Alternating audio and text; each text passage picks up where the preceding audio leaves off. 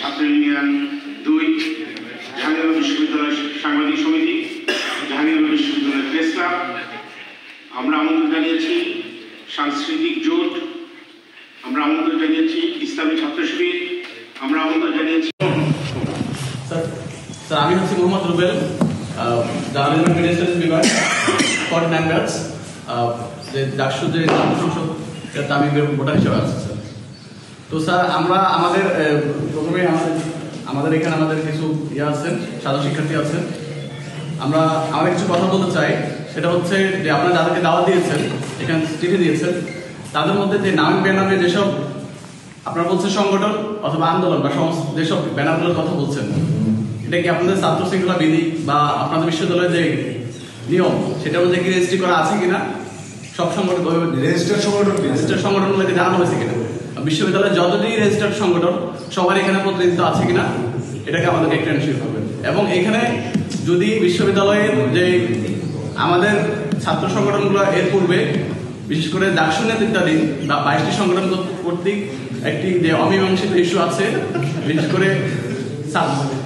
ইসলামী ছাত্র শিবির, তাদের ব্যাপারে যদি তাদের যে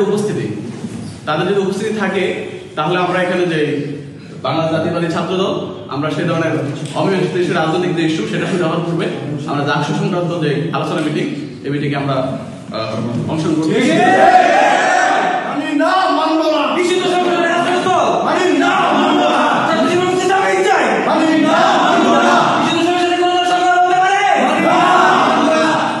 স্যার আমাদের আরো একটি বিষয়, সেটা হচ্ছে আমরা এর আগে দেখেছি আপনারা বিভাগীয় যে প্রতিনিধি তাদের সাথে কথা বলছেন, বিভাগীয় যে প্রতিনিধি সকল বিভাগের প্রতিনিধিত্ব ছিল কিনা এবং সেটা কোন নিয়মে আপনারা যে করছেন আমরা সেটা জানতে চাই। এবং সেই ক্ষেত্রে বিশ্ববিদ্যালয়ের যে মাননীয় উপাচার্য এবং যে ডাকসুর যে সভাপতি তিনি যে ওই মিটিং এ উপস্থিত ছিলেন কিনা, এবং আমি একটু কথা বলতে স্যার, বিভাগীয় প্রতিনিধি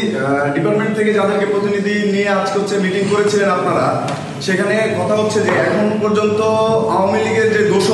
দোসররা এখনো ডিপার্টমেন্টের চেয়ারম্যান কিংবা টিচার হিসেবে এখনো অনেকগুলো ডিপার্টমেন্টে আছে, তাহলে কিভাবে আপনারা সেই প্রতিনিধি আসলে বাছাই হয়েছে, এটা কি সৎভাবে হয়েছে কিনা অসৎভাবে হয়েছে, সেটা আমরা কিভাবে ঠিক করবো?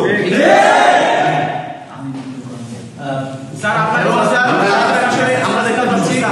যে 19-এর যে আন্দোলন, ছাত্রদের যে আন্দোলন, সেই আন্দোলনের যে হামলার সাধারণ শিক্ষার্থীদের উপর মদতদাতা, এবং হচ্ছে বলতে গেলে যে 24-এর যে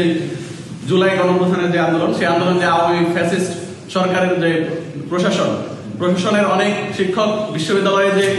হল প্রশাসনে আছে, বিশ্ববিদ্যালয়ের সর্বোচ্চ প্রশাসনের দায়িত্বে আছে, তো তাদের অধীনে যে নির্বাচন, সেই নির্বাচন কতটা সুষ্ঠু হবে এরপর আমরা সন্দিহান, সেটি আমাদেরকে এই নির্বাচনকে আমরা বিতর্কিত করবো বলে মনে করছি।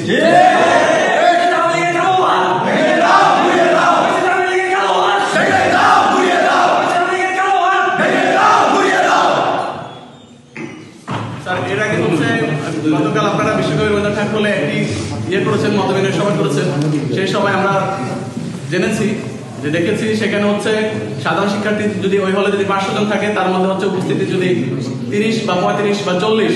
এর মধ্যে কোনো মনে হয় না কোনো সাধারণ শিক্ষার্থী উপস্থিত ছিল, তাহলে 40-50 জন শিক্ষার্থী 500 শিক্ষার্থীর প্রতিনিধিত্ব করে কিনা, বা এই ধরনের মতবিনিময় সভা আপনাদের জন্য কতটুকু ফ্রুটফুল হয়েছে বলে আপনারা মনে করেন, এটা আমাদেরকে খুব বেশি করেছে, প্রশ্নবিদ্ধ করে। এই ধরনের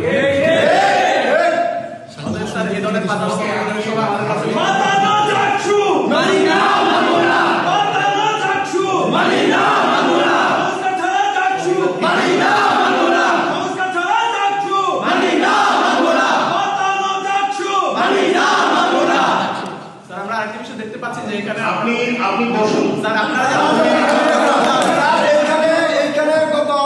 আওয়ামী লীগের যে দোসর, আওয়ামী লীগের বঙ্গবন্ধু শিক্ষক আমরা স্যার এখানে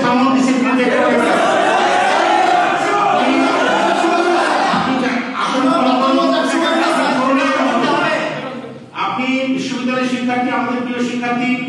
আপনারা যারা নিয়মিত শিক্ষার্থী, আপনারা বসুন। আমরা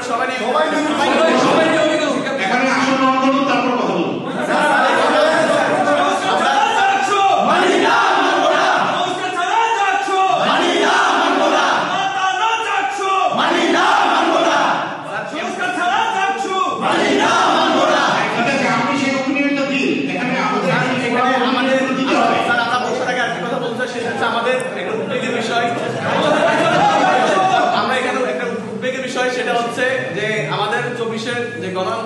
গণপ্রথার আন্দোলন, জুলাই আগস্টের যে আমাদের ভাই বোন শিক্ষার্থী আন্দোলনকারী শিক্ষার্থীদের উপর ছাত্রলীগের গুন্ডারা এবং বহিরাগত আওয়ামী ফ্যাসিস্টের সন্ত্রাসীরা আমাদের উপর হামলা করেছিল, সে হামলার বিচার এখন পর্যন্ত নিশ্চিত করা হয় নাই। তাদের তো অনেকে এখানে উপস্থিত থাকতে পারে যে তাদের প্রতিনিধিত্ব, তাদের সাথে আমরা চেয়ার বসতে পারি। তারা যদি নির্বাচন অংশগ্রহণ করে সেই নির্বাচনকে আমরা মনে করি যে আমাদের যে ছাত্র সংসদ নির্বাচন এটাকে সম্পূর্ণভাবে একদিন আমাদের